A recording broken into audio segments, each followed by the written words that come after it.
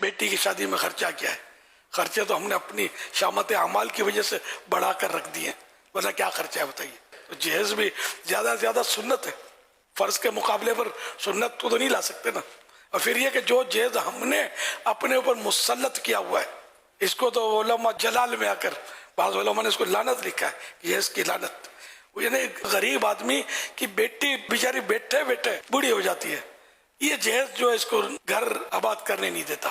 اس طرح کا جہیز کہ جو مطلب ہے کہ بال جبر ہمارے یہاں لیا جاتا ہے، اور نہ دے تو تانے مینے برائیاں اور کنجوس ہے فنا ہے، بیٹی کو کچھ نہیں دیا۔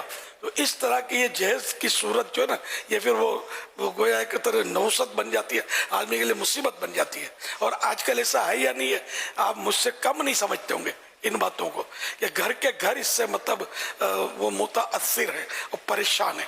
غریب آدمی پریشان ہے، اسی طرح متوسط الحال یعنی جو میڈیم طبقہ ہے وہ بھی پریشان ہے، اور زیادہ سے زیادہ مالدار جو ہوتے ہیں نا اربوں پتی، ان کو پرابلم اس میں کم ہوتا ہے، اور انہی کی وجہ سے بگاڑ بھی بڑھتا ہے کہ یہ اتنی ڈشیں پکائیں گے ہال میں اور اتنا جہیز دیں گے، اس کی خوب نمائش ہوگی، تو میڈیم طبقہ اور غریب طبقہ جو دل محسوس کرے جائے گا کہ ہم کیسے کریں۔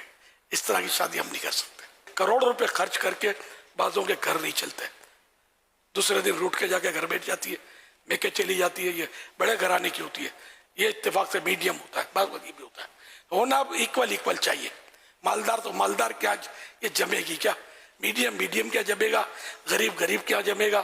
غریب کو اونچے خواب دیکھنے نہیں چاہیے، مالدار گھرانے میں کمند ڈالنی نہیں چاہیے۔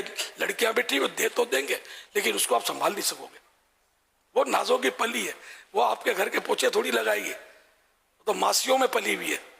آپ بولے کہ تو ماسی بن جا، تو یہ کیسے ہوگا؟ غریب ہوگی تو سب کریں گے تو گھر چلے گا آپ کا۔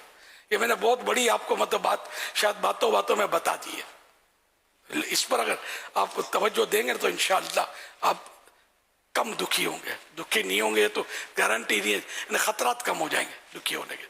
صلو علی الحبیب صلی اللہ علی محمد۔